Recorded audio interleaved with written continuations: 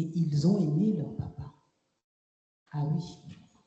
Voilà, donc maintenant on va passer à la deuxième table ronde. Ça va être très intéressant. Je vais appeler Jean-Louis Ninganga, c'est le représentant de l'ANACC, donc c'est l'Alliance des chefs coutumiers. Je vais appeler Brenda Odimba, Marie-Laurence Ebeg-Tobek, la deuxième table ronde. Voilà. Alors, il y a Brenda qui manque ici. Tu ne veux pas venir t'asseoir?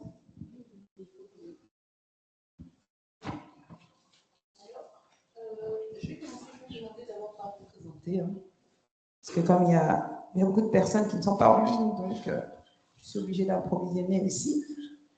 Donc, je vais commencer par Marie-Laurence Herbert. Alors, je voudrais que vous vous présentiez, vous dites au public qui vous êtes et quelle est votre contribution dans, on va dire, dans cette thématique. Voilà. Merci pour l'invitation. Donc, mon nom est Marie-Laurence Hebert-Dolbec. Je suis docteur en droit international de l'ULB. Mais comme vous pouvez peut-être entendre le fond de mon accent, voilà, je suis québécoise d'origine.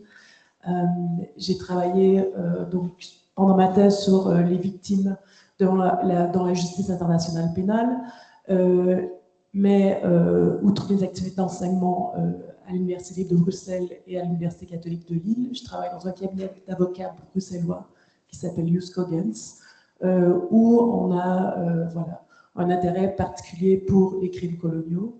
On est entre autres les avocats de la famille Lumumba, les avocats des enfants métis qui ont gagné devant la cour d'appel ici à Bruxelles il y a 1 an et demi, et pour d'autres dossiers de crimes coloniaux. Donc voilà, je suis là dans cette fonction-là aujourd'hui.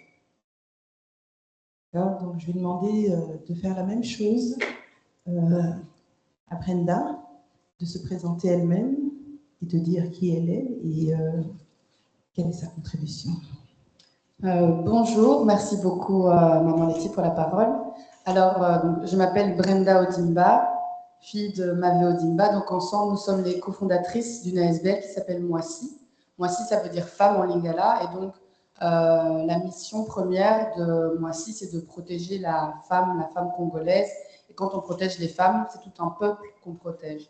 Et donc, c'est dans le cadre de cette mission, de cette vision de l'autonomie, de la protection, aussi bien de la protection de l'intégrité, de la souveraineté et de l'intégrité physique que nous avons collaboré avec Maman Letty, avec l'ASBL Afrique Group pour organiser aujourd'hui cette journée d'études et de réflexion.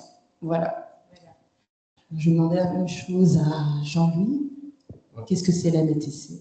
Je m'appelle Mikanda Kamole, Jean-Louis, représentant de l'Alliance nationale des autorités traditionnelles du Congo.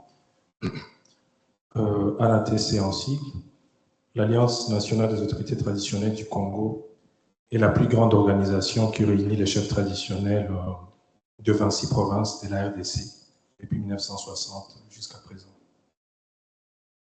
D'accord. Alors, je vais commencer par Jean-Louis.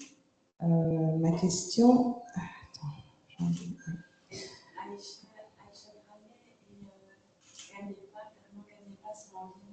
Ah, d'accord, ok. Donc, je vais d'abord les prendre, vu qu'ils sont là, surtout Aïcha, depuis un moment. Donc, je vais prendre Aïcha Dramé. Alors, je voudrais que... Aïcha, tu m'entends?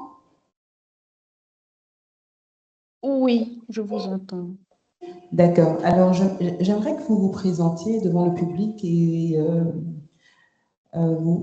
j'aimerais que vous dites aussi ce que vous faisiez et quelle est votre contribution dans cette thématique. D'accord, merci pour la parole. Je suis Aïcha Dramé, administratrice du centre d'Arwaza de Lubumbashi. Le centre d'Arwaza est un espace contemporain à Lubumbashi depuis 2010 Et sa mission est de soutenir la création artistique, les projets interdisciplinaires et le partage de savoir à travers des expositions, des publications et des initiatives culturelles. Nous accompagnons également les artistes et collectifs engagés sur les questions sociales.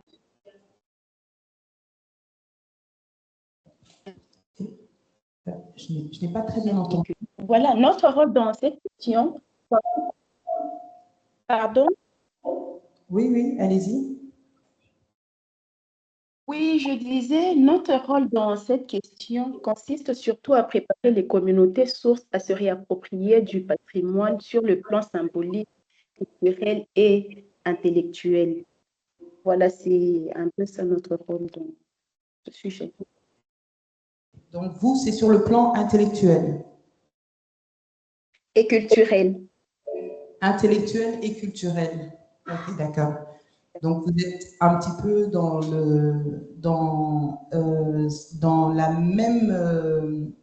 les mêmes objectifs que Maman Nicole Sapato, alors. Exactement. Et sur plusieurs initiatives, nous travaillons en collaboration avec le Musée national de Lubumbashi. Ok, d'accord. Ok, merci. Nous avons quelqu'un d'autre en ligne?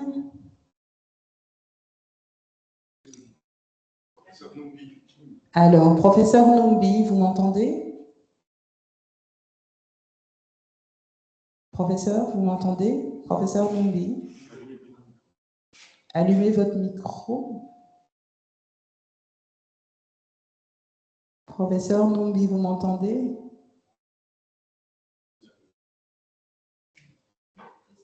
Non, il ne m'entend pas. Vous ne m'entendez pas? Le micro est coupé, professeur Numbi. Non. Je lui envoie un message. Je vous entends. Est-ce que vous m'entendez? Oui.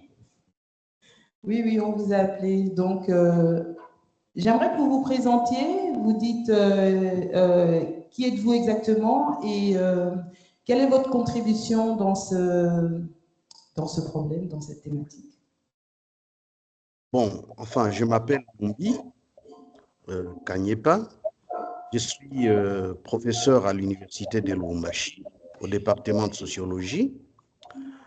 Ma contribution à cette étude sur la conservation à la restitution réside dans ce que, bon, je vais parler des recommandations pour faciliter le rapatriement des œuvres d'art volées et des restes humains.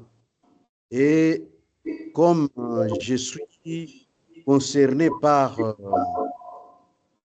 le cas du crâne du chef Singa, je vais plus m'appesantir sur ce cas.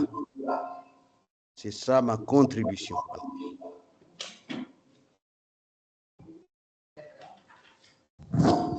Ok, d'accord. Donc, je vais reprendre avec les chefs coutumiers. Les chefs coutumiers.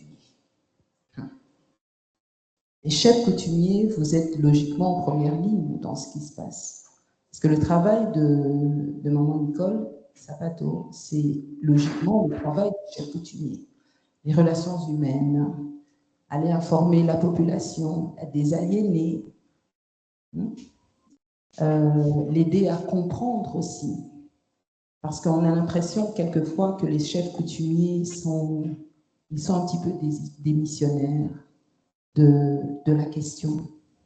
Des fois, on les cherche, on les appelle, on les informe, mais on ne les voit pas et on ne comprend pas au fait très bien la position réelle des chefs coutumiers.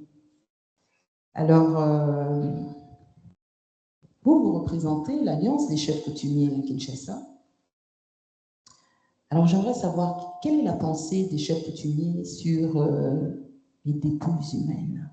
Est-ce que pour eux, parce que j'ai cru entendre chez certains chefs coutumiers, ils se disent « Ah, l'esprit, il n'est pas là-bas, l'esprit est ici. Là-bas, ce sont les restes, mais l'esprit est ici. » Je dis « Ah bon? Peut-être que ces chefs-là ne font pas partie de votre alliance. C'est possible, hein, parce que tout le monde ne fait pas partie de l'ANATC. Mais moi, j'aimerais connaître la pensée de l'ANATC. Pour l'ANATC, les dépouilles mortelles doivent être inhumées conformément aux traditions. Et donc, la restitution de ces dépouilles mortelles, c'est quelque chose de très important pour l'ANATC. Et dans nos traditions, lorsque le processus de deuil n'a pas été fait conformément à nos coutumes, on considère les âmes de défunts comme des âmes errantes. Et ça constitue aussi un danger pour nos communautés parce que nous considérons que ce sont nos parents, nos grands-parents dont les âmes ne sont pas en paix tant que le processus d'inhumation n'a pas été fait conformément à nos traditions. Et est-ce qu'au sein de l'ANATC, est-ce que vous parlez de ces dépouilles? Est-ce qu'il y a déjà eu des réunions où vous statuez? Quelle est votre contribution, même au niveau des ministères, au niveau de l'État? Quelle est votre contribution? Oui, ces débats, on l'a déjà mené à l'ANATC à plusieurs reprises, mais l'ANATC n'a pas assez de marge de manœuvre parce que nous dépendons surtout du gouvernement congolais. Les chefs traditionnels n'ont pas le pouvoir en entier comme c'était avant la colonisation. Et leur souhait, c'est le retour de ces restes, donc de ces dépouilles, mais ces retours doivent être faits avec l'accompagnement du gouvernement. Donc, vous regardez plus le gouvernement, vous espérez plus que le gouvernement s'implique plus dedans, mais vous-même, en tant que pouvoir traditionnel, est-ce que vous allez sur le terrain pour aller voir ces populations, pour leur expliquer et pour leur informer? Parce qu'il y en a beaucoup qui ne savent même pas que leurs grands-parents se trouvent ici. Il y en a même qui ne savent même pas qu'on a déterré leurs grands-parents, d'autres qui ne savent même pas que leurs grands-parents ont eu la tête coupée. Oui, à ce niveau-là, il y a déjà une sensibilisation, mais comme l'ont souligné certains intervenants qui sont passés avant, il y a un problème aussi avec la religion, il y a une diabolisation de nos ancêtres et il y a un grand travail à faire.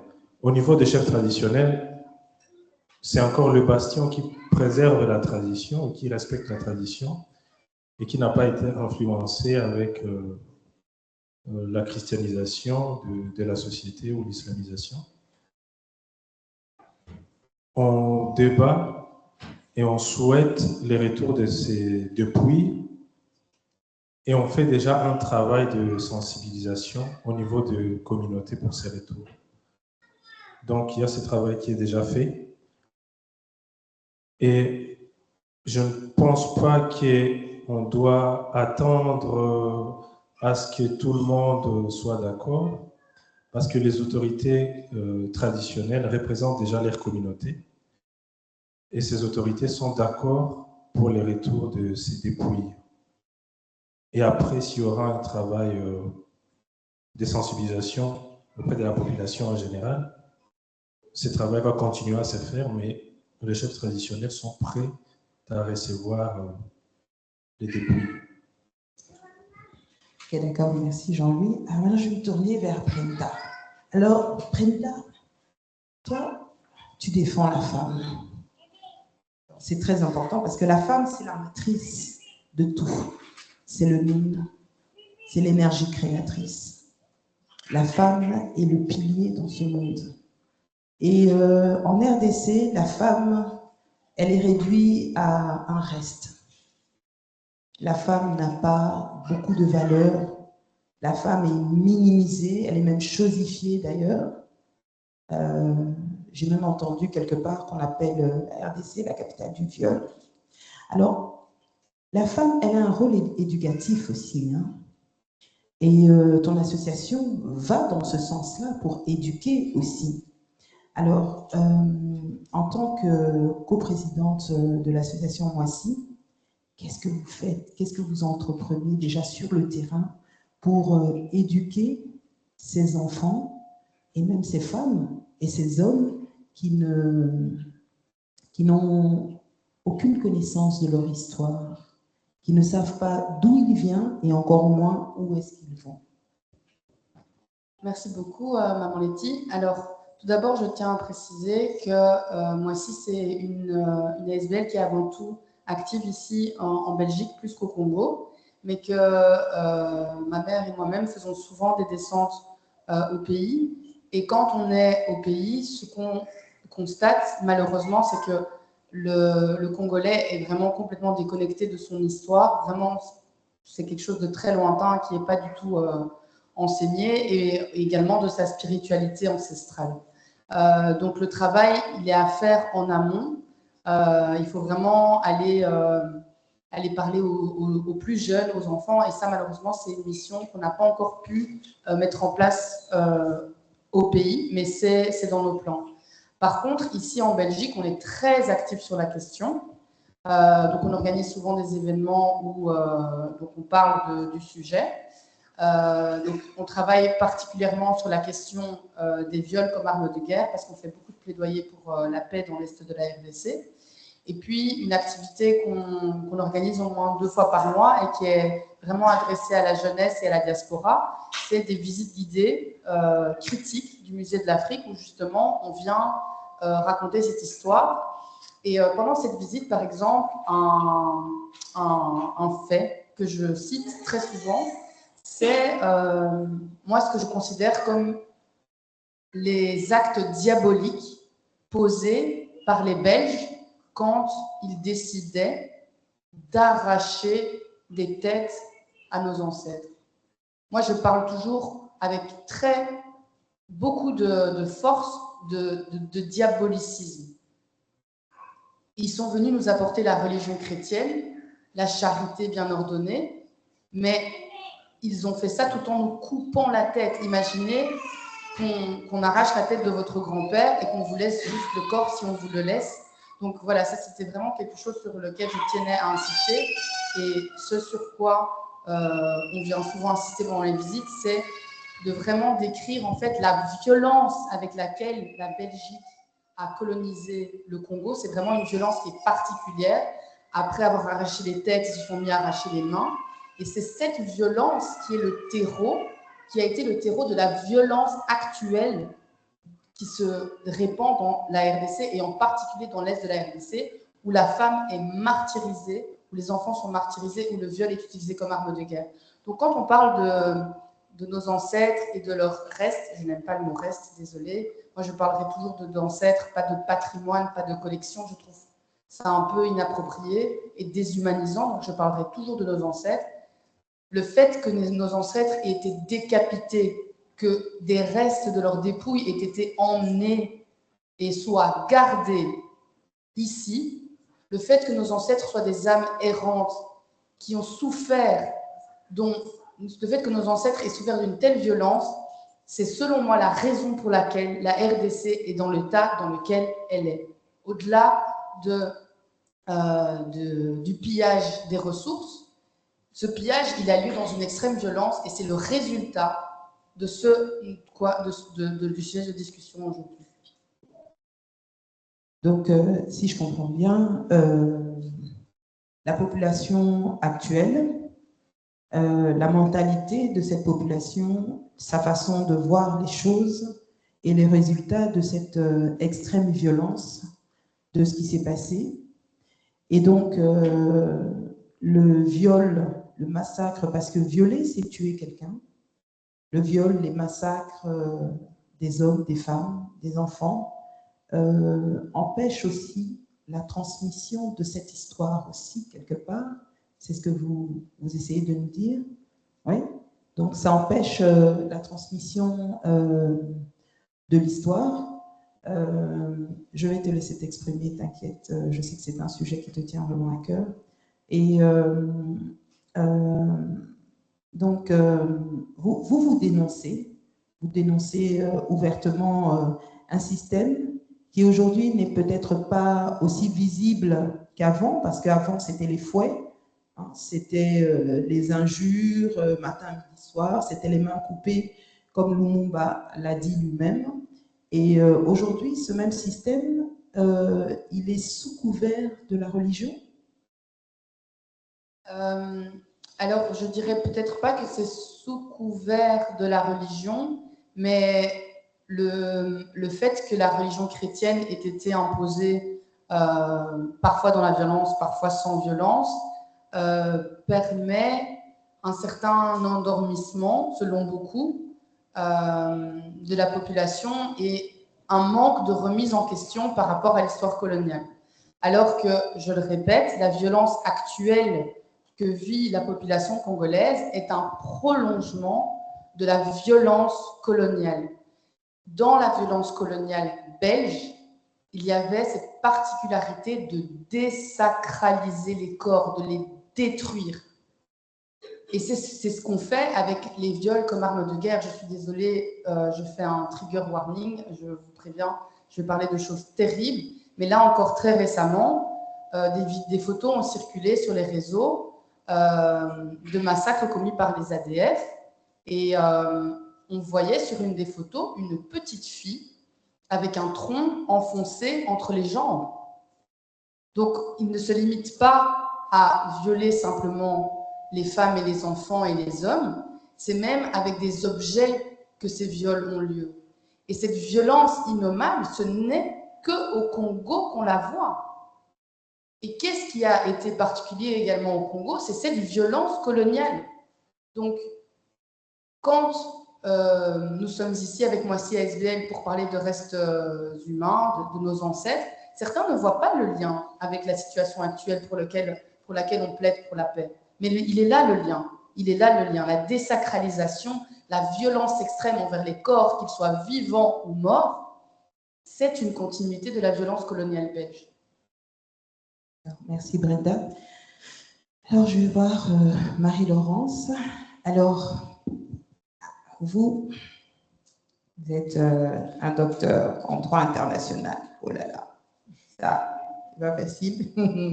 Mais alors, moi, j'ai vu Maxime Prévost dire que les droits humains sont dans l'ADN de la Belgique.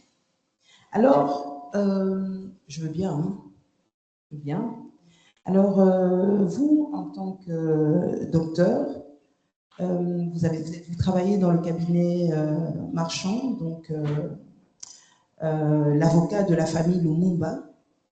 Alors, moi, je voudrais savoir, docteur, est-ce que quand vous allez au tribunal et que vous plaidez pour une cause noble telle que la réparation de l'histoire, est-ce que vous avez l'impression que vous plaidez pour des humains ou pour des animaux, je ne sais pas, des objets, je ne sais pas, mais parce que moi, je veux bien, si on me dit que l'ADN est dans l'ADN des droits humains est dans l'ADN de la Belgique, ben, ça veut dire que dans les tribunaux aussi, on doit retrouver cette humanité. Mais est-ce que tout autour du procès Lumumba, est-ce que vous avez eu l'impression de défendre des humains? Enfin, pour vous, oui, mais en face, le reflet d'en face, est-ce que vous vous êtes senti valorisé, compris, accepté? Comment ça s'est passé? Merci beaucoup pour votre question.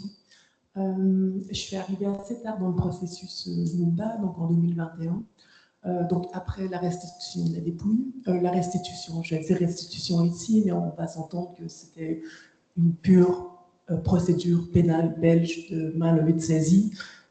C'était pas une restitution en tant que telle.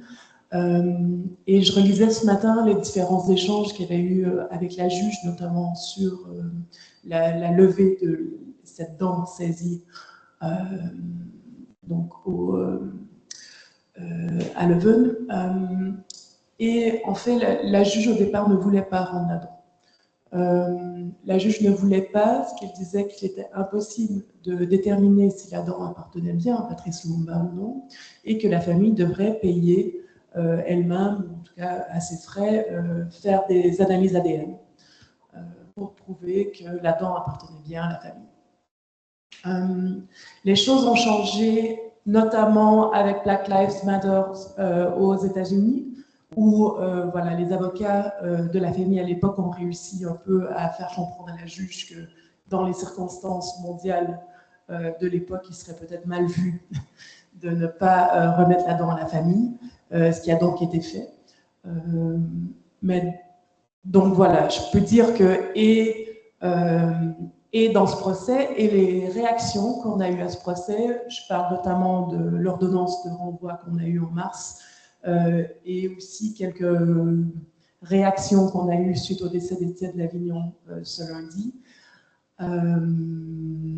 Je ne crois pas que tout le monde croit qu'on défend des humains, malheureusement. Voilà. Bien.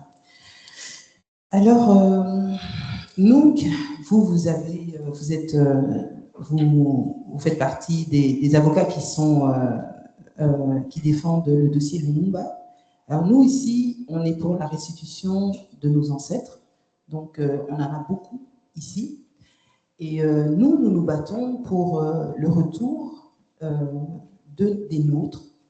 Et qu'est-ce que vous pensez de ça? Vous pensez qu'on a des chances qu'un jour qu'ils puissent retourner avec une justice qui a l'ADN des droits humains? Je ne sais pas prévoir l'avenir, donc je ne vais pas me prononcer là-dessus.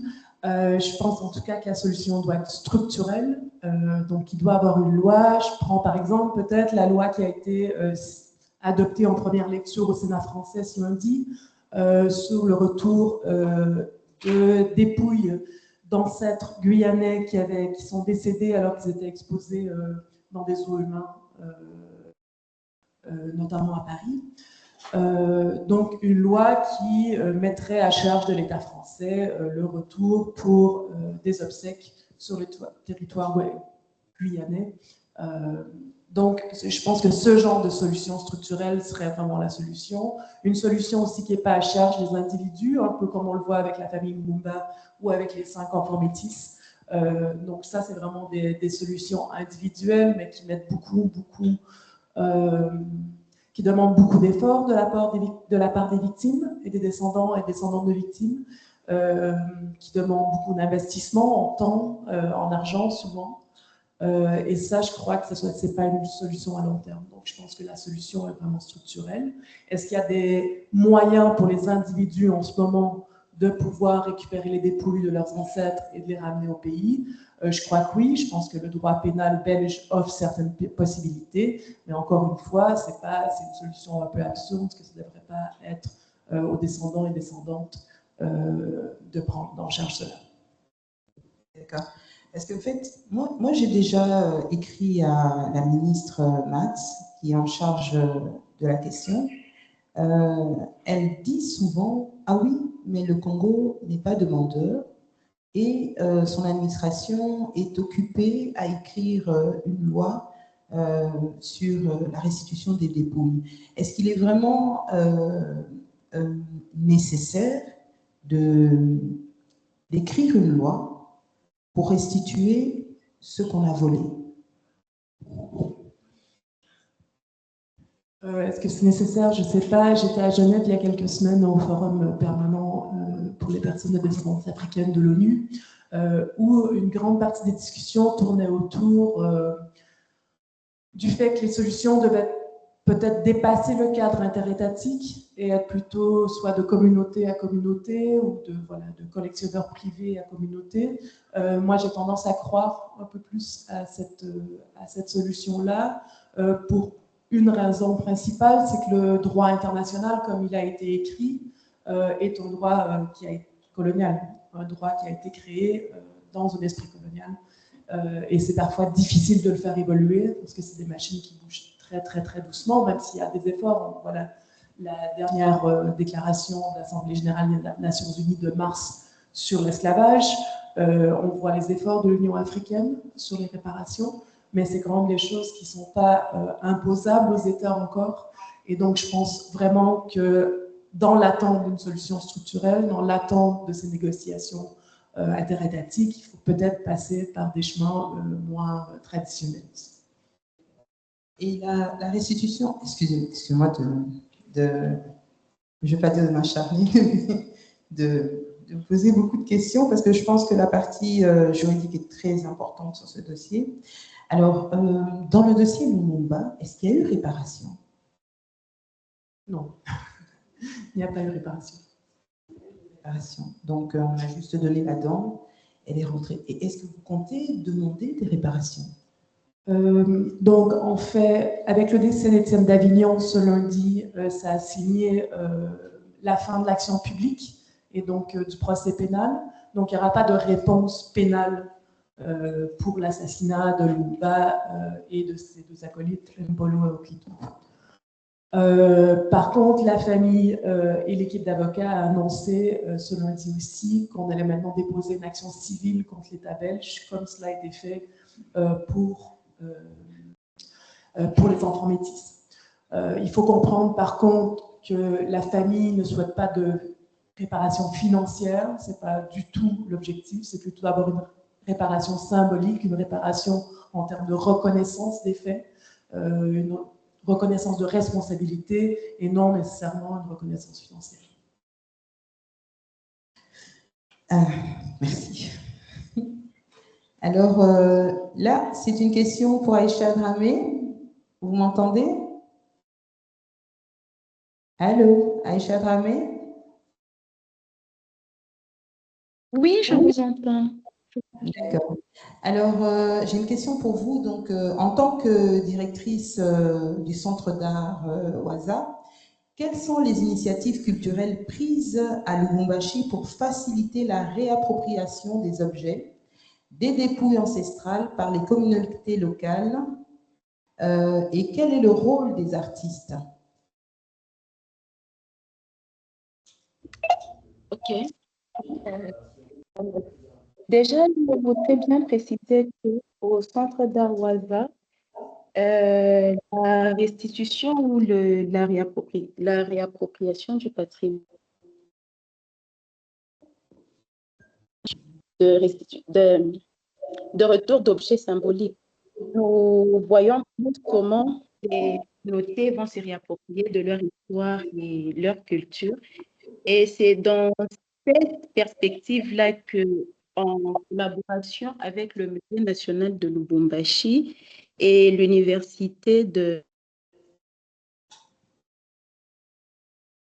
nous avons mis en place d'abord les journées culturelles.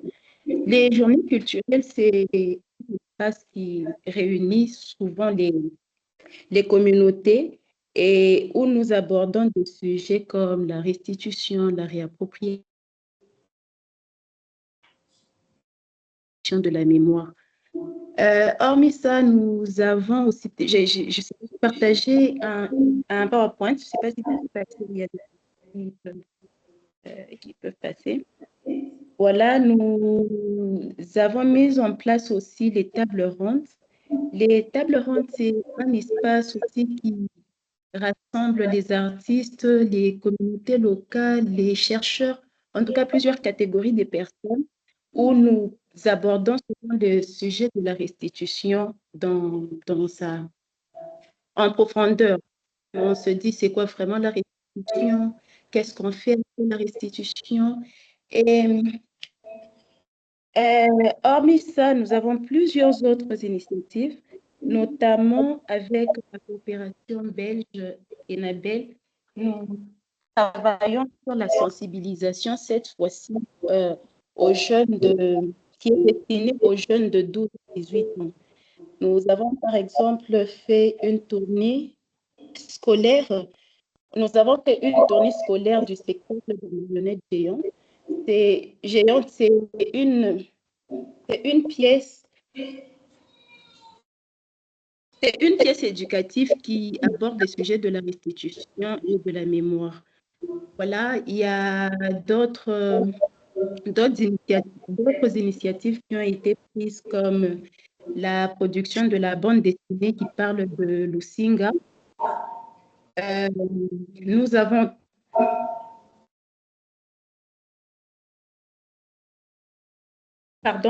nous avons déjà eu d'autres activités comme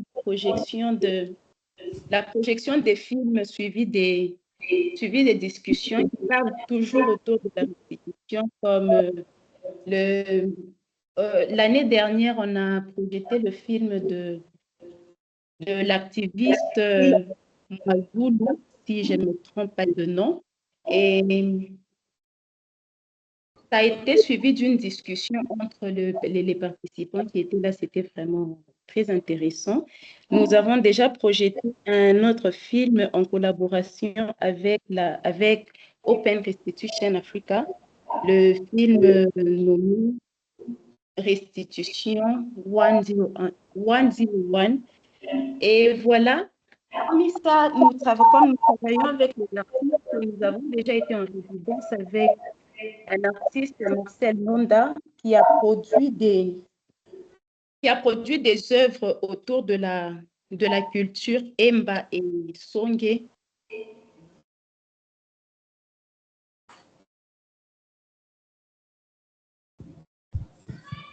Voilà, je pense que nous avons plusieurs initiatives. Si ça pouvait passer à l'écran,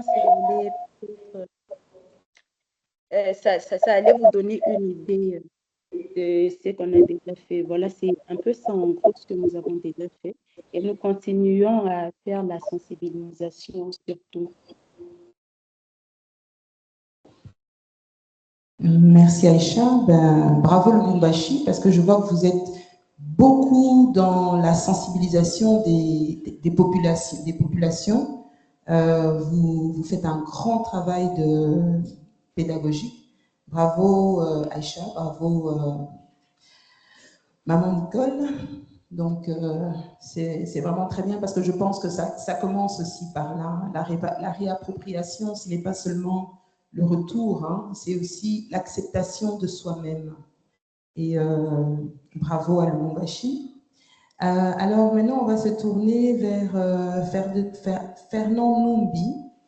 Alors, vous avez dit tantôt que vous étiez plus dans les recommandations.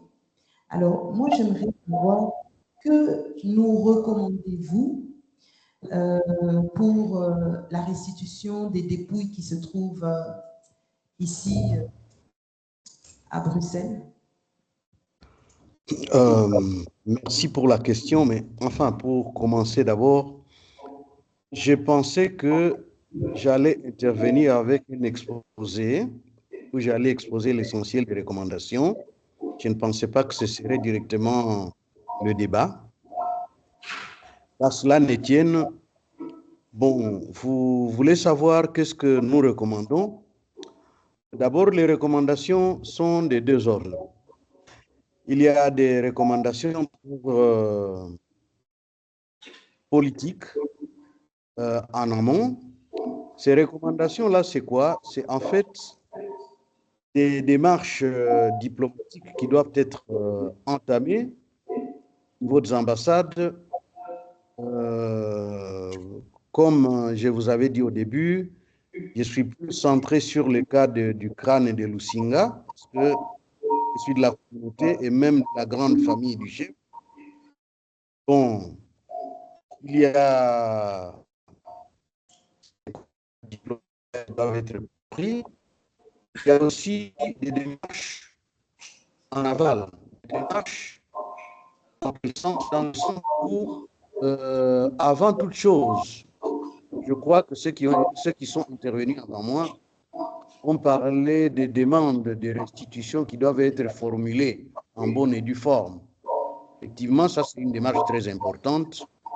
Ces demandes-là de restitution, c'est le fait de la famille biologique et la vraie famille de la communauté Tabwa de Moba, et même cela doit être appuyé par quoi? Ça doit être appuyé par l'association socio-culturelle dénommée Boumvano Babatabwa. Donc ces entités-là, si elles se mettent ensemble pour réclamer la restitution, ça peut faciliter des choses. Et avant ça, l'acteur qui est mobilisé pour ça, qui est l'université de Lubumbashi, qui représente les autres universités comme l'université de Genève, l'université de Bruxelles, etc. L'université doit prendre des contacts avec les administrations, l'administration provinciale du Tanganyika, l'administration du territoire de Moba, et dans toute cette prise de contact-là, on ne doit pas omettre le chef coutumier. Donc, il y a le grand chef coutumier Kansabala qui doit être mis en copie de tout. Évidemment, pour ce qui est de, si j'avais fait un exposé suivi, j'aurais marqué aussi un point, le fait que lors de la décapitation de notre ancêtre, le chef Lusinga, il y a eu une sorte de bouleversement institutionnel, traditionnel. Dans quel sens? Dans le sens que Lusinga, c'était un grand roi. Il régnait sur des vastes étendues de territoires au sud plutôt au nord du Katanga. Mais après sa décapitation, qu'est-ce qui est arrivé? Il fallait le remplacer par quelqu'un. Le capitaine Storms de l'époque prendra un cousin de Lusinga, qui était en fait une sorte de rival, le chef Kansabala, qu'il va ériger en grand chef. Et cet ordre est resté jusqu'à aujourd'hui. Donc Kansabala, c'est resté une grande chefferie, et Lusinga a été réduit en un petit village insignifiant, mais évidemment, dans la réparation, parce que nous avons entendu parler de réparation, il faudrait peut-être restaurer, mais pas restaurer Lusinga comme grand chef, mais restaurer quand même la contrée, hein, où va reposer le chef, parce qu'il y aura un mausolée qu'on va construire, il y aura des petites infrastructures qu'on va construire. Ce sera une sorte de réparation dans ce sens-là. Voilà un peu des recommandations que je ramasse par-ci, par-là. Merci.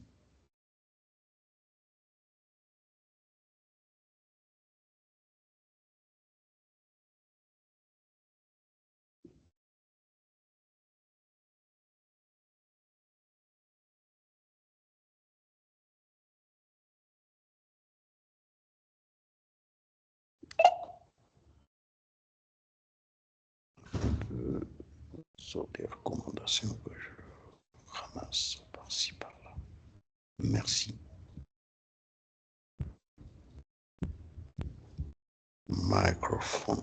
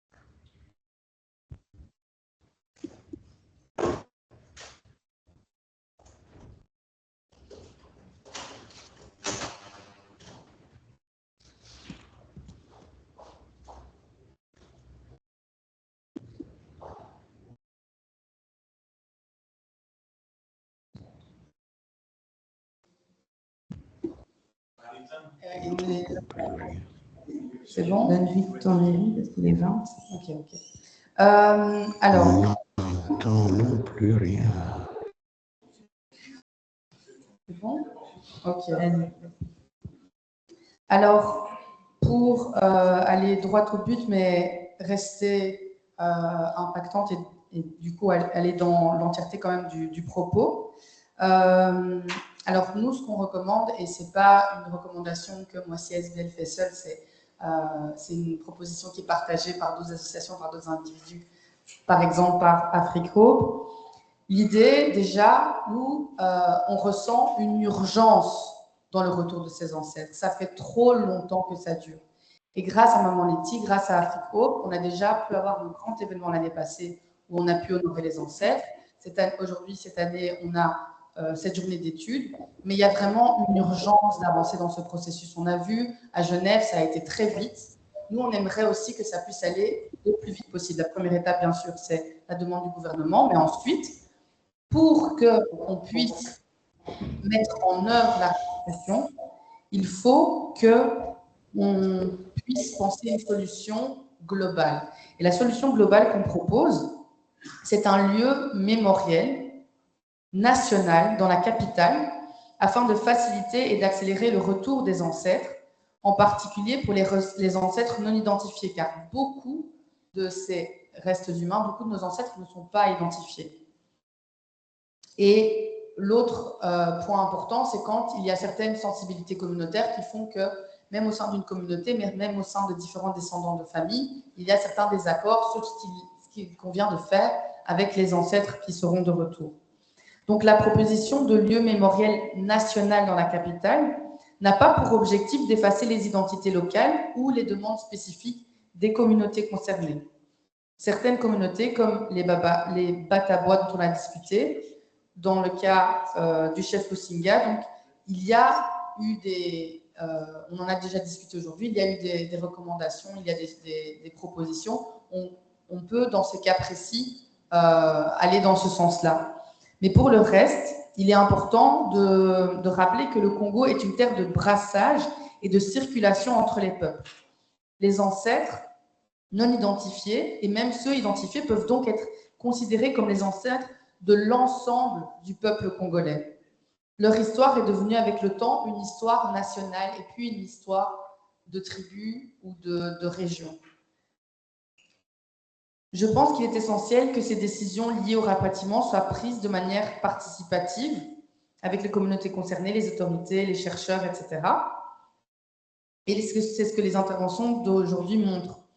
Et donc, il est nécessaire de construire rapidement un cadre national et éthique afin d'éviter les blocages administratifs et les tensions entre institutions et communautés. C'est pour ça que la proposition, dans cette perspective, elle émerge comme l'idée d'un Kalunga Congo, Kalunga signifiant, dans les traditions Congo, le portail vers le monde des ancêtres. Donc, ce serait le nom proposé pour ce mémorial national dans la capitale. Et donc, Kalunga Congo ne serait donc pas seulement un lieu d'inhumation, mais ce serait également un espace national de mémoire, de transmission et de continuité. Un lieu permettant de reconnaître que ces ancêtres, arrachés à leur terre pendant des décennies, demeurent pleinement présents dans la mémoire collective de l'entièreté du peuple congolais. Les rassembler dans un même lieu ne signifie pas effacer les histoires locales, mais de reconnaître qu'au-delà de nos différences, nous partageons une même blessure historique et une même responsabilité de mémoire.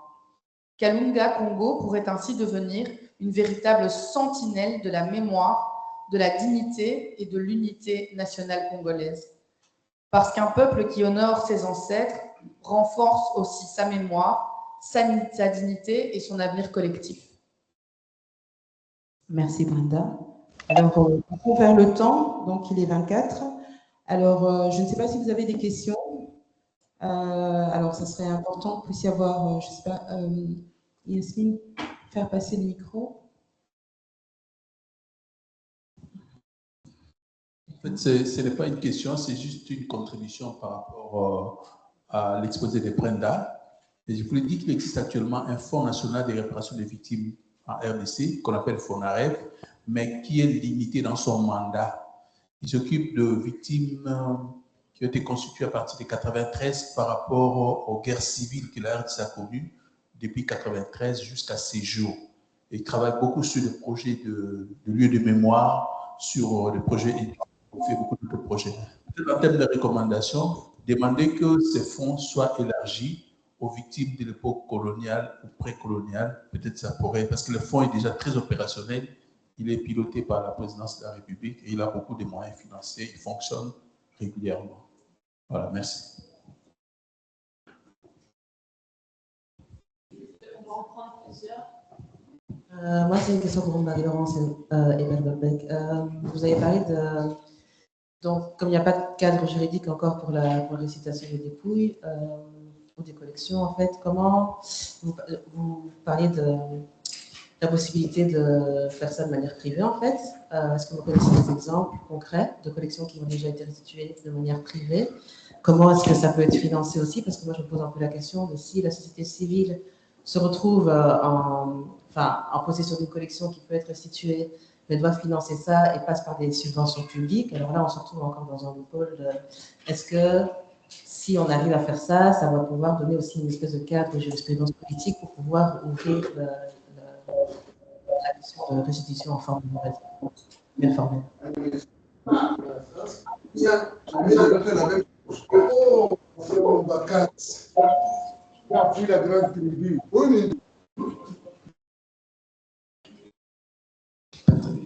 Patrick Nosubaviti, pas vraiment une question, mais je rejoins Madame Ondiba.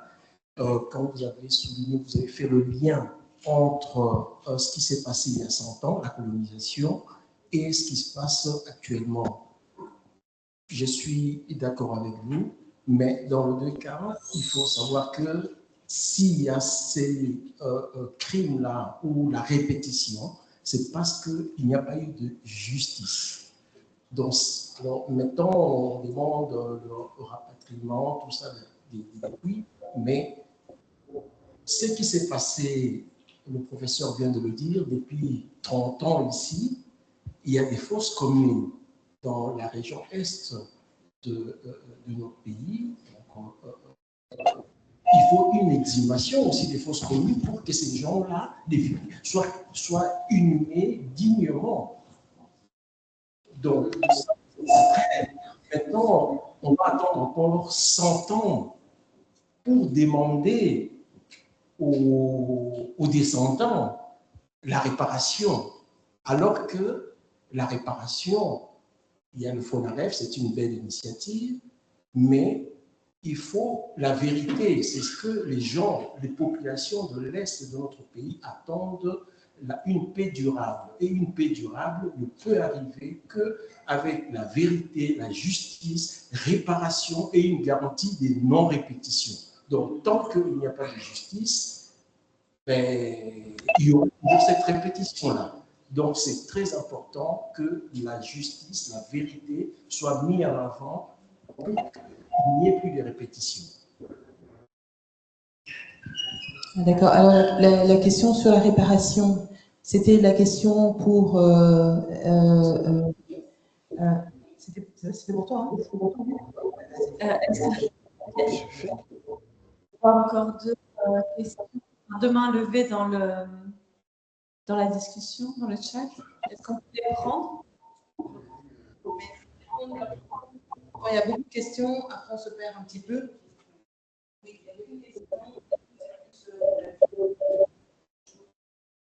Je peux répondre rapidement. Donc, moi, je n'ai pas de précédent, en tout cas, que je connais en Belgique, de restitution de collections privées, par exemple.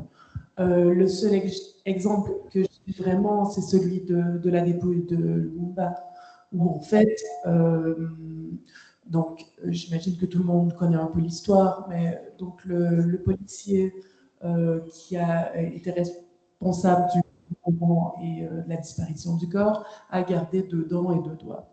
Il a annoncé à la télé allemande dans les années 90 ou début 2000, je ne sais plus trop, mais en disant ensuite au sociologue Ludo De Witt qu'il avait jeté les dents dans la mer, donc ces dents n'existaient plus. En 2016, la fille de Gérard Sout, un peu prise de remords, annonce qu'on a retrouvé de la dent et tout de suite, Ludo De Witt une pour recel.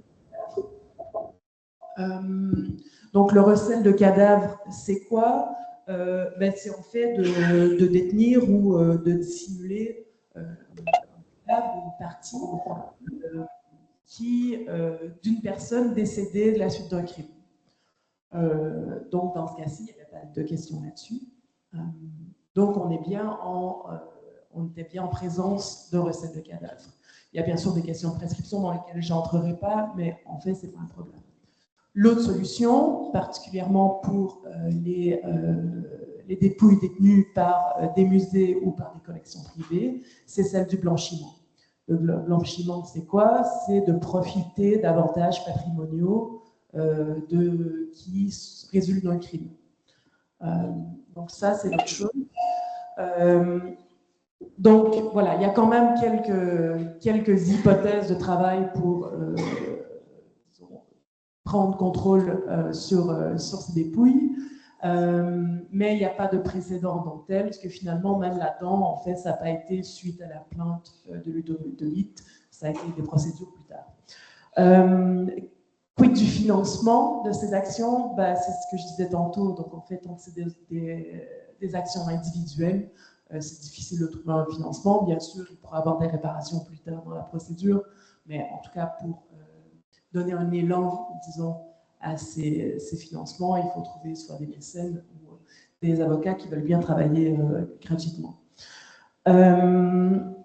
Et ensuite, est-ce que ça ferait précédent? Ben, en tout cas, on le voit avec l'affaire Lumumba et avec l'affaire d'Enfant Métis. Plus il y a de procédures, plus c'est facile de faire avancer les choses. Donc ça, je pense que oui, il faut commencer quelque part. Ça a pris 15 ans pour Lumumba. Et ça prendra peut-être 15 ans aussi, mais voilà, il faut toujours commencer quelque part. Donc, je ne sais pas si ça répond à votre question. Il y a encore d'autres questions? En ligne? D'abord Martin, puis Billy, puis Georges. Okay. Il faut avancer parce que là, on a déjà dépassé un petit peu de 2 minutes. Oui. Alors, on va prendre quelqu'un en ligne. Martin? Oui, bonjour. Est-ce que vous m'entendez? Oui, on vous entend, oui. Oui, très bien. Je vais faire court, mais c'est pour continuer sur la question des procédures pénales et en fait revenir sur les recommandations qu'a eu le bonheur de nous donner le professeur Noubi Kanyiepa. Je me souviens que c'est des recommandations qu'il avait déjà faites en février 2019. Et donc, je voudrais juste insister sur ce point par rapport au dossier Luzinga. C'est que donc il y a un certain nombre de recommandations, un certain nombre de travaux, un certain nombre d'enquêtes qui sont faites, mais il semble que l'enjeu de la restitution ne se pose pas ou reste figé. Et est-ce que c'est pas finalement la procédure pénale qui arriverait à ouvrir quelque chose? Parce que février 2019, ça date déjà d'il y a un peu. Il est fort probable qu'on se retrouve en février 2035 à avoir le même débat. Donc je me demande si à un moment, la procédure pénale n'est pas le seul levier pour que quelque chose se passe. Je vous remercie. Oui, merci. La première question, je l'adresse à Madame la juriste, constituée de toutes les œuvres d'art qui se trouvent ici, qui ont des origines diverses. Certaines ont été amenées par des prêtres, d'autres ont été amenées par des agents coloniaux, etc.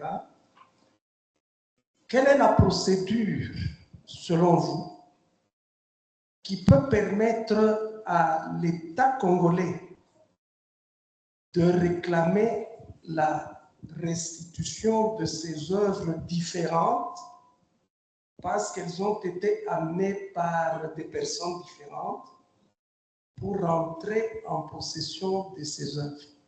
Ça, c'est la première question qui vous est adressée. La deuxième question, je l'adresse à Madame Odimba. Lorsqu'elle établit un lien entre la violence de l'époque coloniale et la violence qui se passe aujourd'hui au Congo, je crois que depuis l'époque coloniale, il s'est passé quand même 60 ans. Et qu'il faudrait peut-être chercher la responsabilité aussi ailleurs.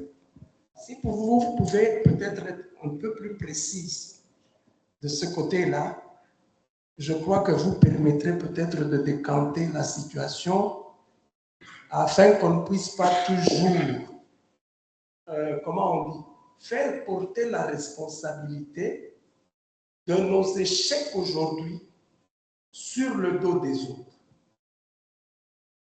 En ce qui concerne maintenant, c'est peut-être ma troisième question, il y a le directeur, je crois, de cabinet adjoint du ministre de la Culture qui est là. Le problème des musées est tellement important qu'on a l'impression qu'au Congo, le musée ne représente rien.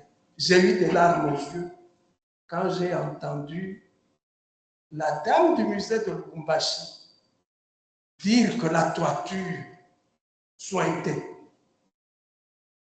Le problème est loin d'être quelque chose de si léger. À ce qu'on dise, la culture, c'est la musique. Alors que la musique au Congo n'est qu'une infime partie de la culture. Je suis en train de me poser des questions. Ce musée-là, il fonctionne comment? Ce musée-là, il fonctionne avec quel argent? Et on aurait pu se poser des questions. Les pays de l'Afrique, je crois de l'Ouest, ont vu certaines de leurs œuvres en train d'être rétablies. Est-ce que la République démocratique du Congo ne peut pas demander l'expertise des pays de l'Afrique de l'Ouest pour voir dans quelle mesure ces œuvres-là peuvent leur être rétablies? Je m'arrête là. Merci. Merci. On va d'abord commencer par la juriste pour qu'elle puisse... Oui, je vais répondre très brièvement. En fait, c'est le problème. En ce moment, il n'y a pas de base juridique en droit international pour qu'un État anciennement colonisé puisse demander à une ancienne puissance colonisatrice des réparations ou des restitutions. Donc voilà, il n'y a pas de base juridique pour le moment. Ça viendra peut-être, mais il n'y en a pas.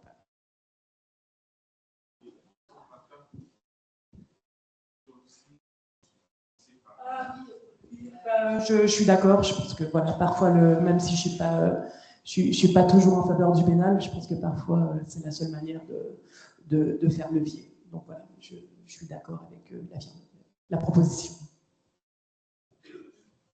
Alors, pour répondre à la deuxième question de monsieur, je suis totalement d'accord hein, qu'on a tendance, enfin certaines personnes ont tendance à mettre tous les mots actuels du Congo sur les mots de la colonisation et ce n'est pas une bonne chose à faire et ce n'est pas ce que j'ai fait. Moi, ce que j'ai expliqué, c'est la continuité de la violence innommable qui est très particulière au cas du Congo. Cette continuité, on peut la voir entre la période coloniale et la situation actuelle. Et maintenant, l'agresseur principal, qui est le Rwanda, donc il y a ce point d'histoire que je n'ai pas cité parce qu'aujourd'hui, je ne suis pas venue pour parler de la guerre dans l'Est, mais je vais juste quand même faire un petit mot sur le Rwanda. Donc, le Rwanda est devenu un protectorat et entre guillemets, du coup, une colonie du Congo après la Première Guerre mondiale. Donc, cette violence belge, les Rwandais l'ont connue aussi.